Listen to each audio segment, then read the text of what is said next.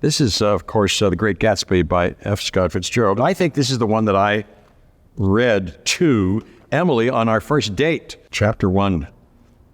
In my younger and more vulnerable years, my father gave me some advice that I've been turning over in my mind ever since. Quote, whenever you feel like criticizing anyone, he told me, just remember that all the people in this world haven't had the advantages that you've had. Isn't that great? And then I proceeded to, on our next several meetings, finish the whole thing. I read the whole book. Today we're talking about my most prized so-called possessions. Yes, I'm going to look at some and tell you why they're prized. Let me see. Well, this is a piece of rope, and you get it from a magic store. This is green because I thought I might use it as the Wizard of Oz, but I didn't, or I did, and they cut it out of the movie because I've tried to use it in several movies after I learned it as per the instructions of Robert Altman, with whom I worked 4 times. He said, it's not in the script, but do you know sleight of hand? I said, no, never did any of that. He said, we're going to set you up with a teacher in New York, and by the time we finished, I had a bag of tricks to bring to Nashville. I'm going to show you what the rope tricks are. Ready? Watch this. Now you have to watch closely. You have to watch closely. You get it on the same? Now see this? That's a knot, of course. And that's a good knot that is not. Here's another knot that's also not. What? When I was a kid, I got my shoelaces all tied up trying to, learn how to tie them. And they would get like this. Oh, God. Oh, my God, what have I done? I've done it again. But because I'm a magician, here. What? Thank you very much. That's it.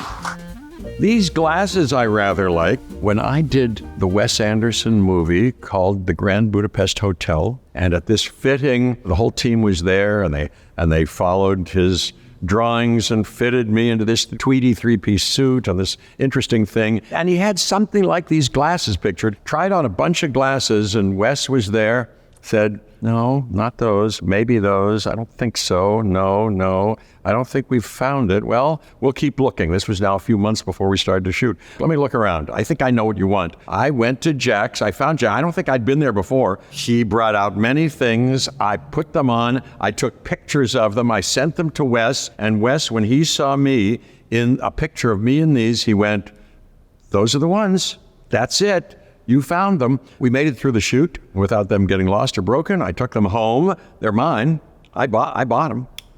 I don't think they reimbursed me for them. I don't know when I'll ever wear it again. So I keep it around in this little case, and it's prized because it's close by me. I have a watch here. Now, this is a real Rolex watch. It's kind of heavy. I never in my adult life, until a couple of years ago, really made a serious investment in any watch. And now I have like 4 watches. I've got 2 Cartier watches. And in fact, I should show you this too. This is my go-to fashionable, presentable watch. I like it a lot. We've got 2 little boys, Charlie and River, now 7 and 9. And in fact, they go through my closet and go, ta-ta.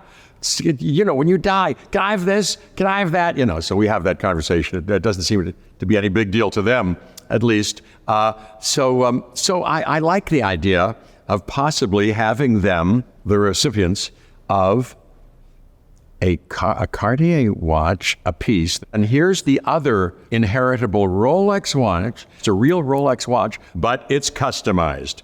It says, I am Ian Malcolm. It's for Ian Malcolm. And how can I show you this? It's got a T-Rex. It's got the Jurassic logo right here inside it. Milgauss, and you Rolex aficionados will know that was originally invented for people who needed to be around electrical equipment, I think. Yes, it's all coming back to me. And so we thought, hey, Ian Malcolm might be a person of that kind and might have a thing like that. But I rather prize this, and I believe if the children come to appreciate me in the Jurassic Park series and understand that I'm what's called an actor, maybe they'll like that idea. Hey, my hand is reaching for this. I'm a little bit of a piano player, and I have a band called the Mildred Snitzer Orchestra, and we're coming out with our 4th album. And I like to play. I've played for years. My parents gave all us 4 kids lessons. I didn't know discipline, really. So she'd show up, Tommy Emil, for the lessons once a week, and I would go, and he'd be miserable, and I'd be miserable. He'd say, you didn't practice, did you? And I go, no, Mr. Emil, I didn't practice.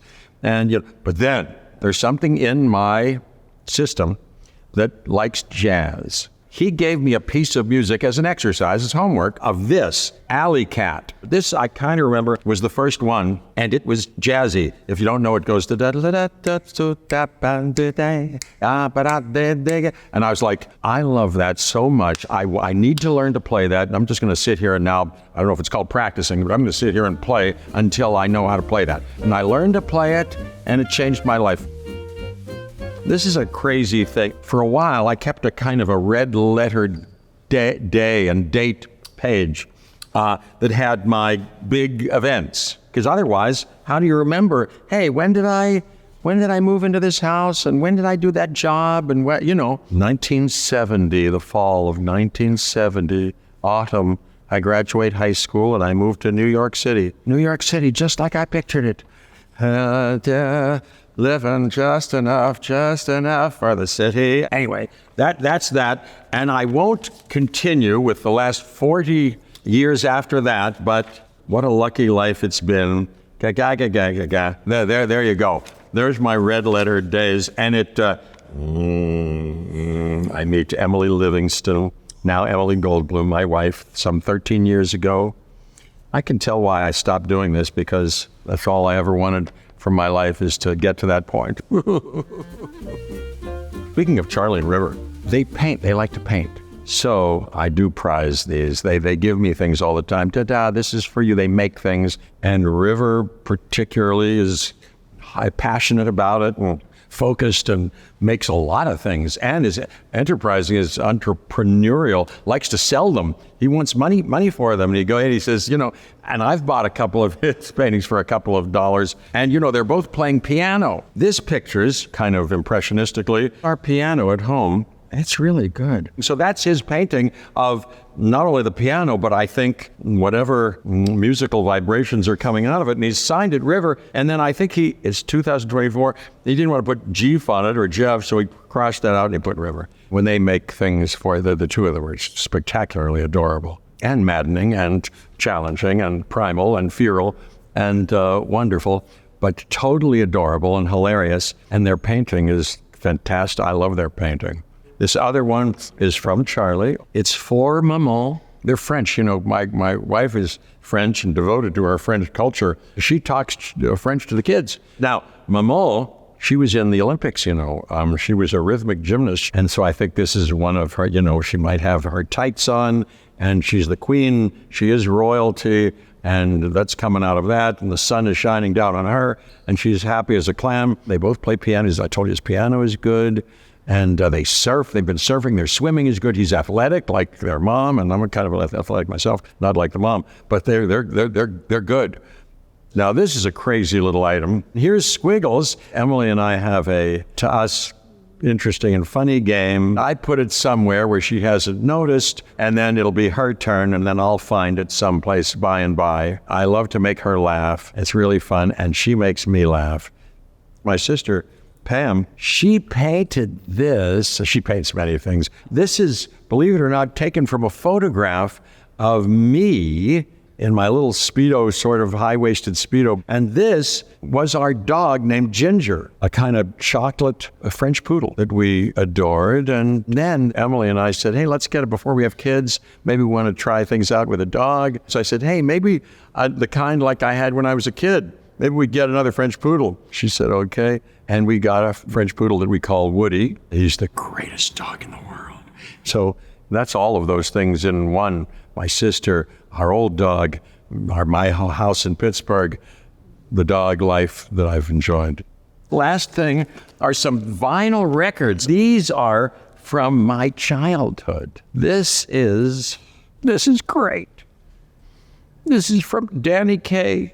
Our parents, my mom used to play this for us, and it's so beautiful. And in the title song, which is beautifully orchestrated by Gordon Jenkins, the orchestra sounds great. He sings this song, Mommy, give me a drink of water, give me a cookie too. It's about a kid who's been put to bed by his mom already and doesn't want to go to sleep. So he keeps finding reasons musically were expressed to get her back in there. Give me a drink of water, tell me a story to the one about the year, et cetera, et cetera. And then he goes through many things. It's a great song. And I get very moved when I choked up when I hear this song again. It's just great. And I played it for the kids, and, it's great. Now, look, this one I had when I was a kid. Basil Rathbone reads Edgar Allan Poe, so he reads a few of these stories. But you know what I would do with my sister? I was very close to my sister, but I'd like to scare her sometimes. So at least on one occasion, I said, Pam, let's put out all the lights, and I'm going to put on this record.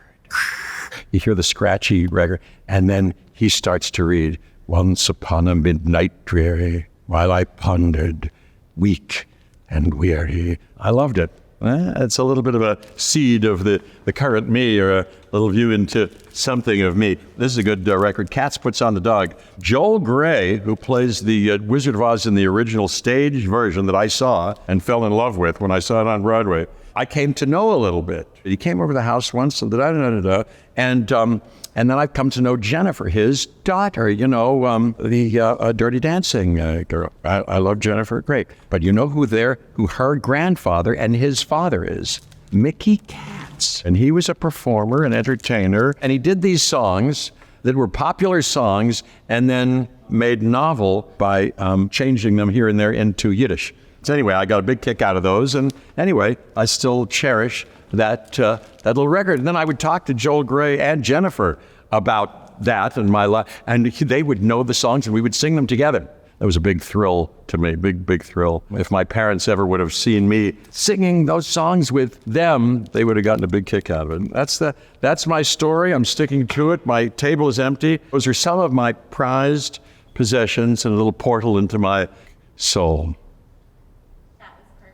Thank you so much. Thank you, dear InStyle people.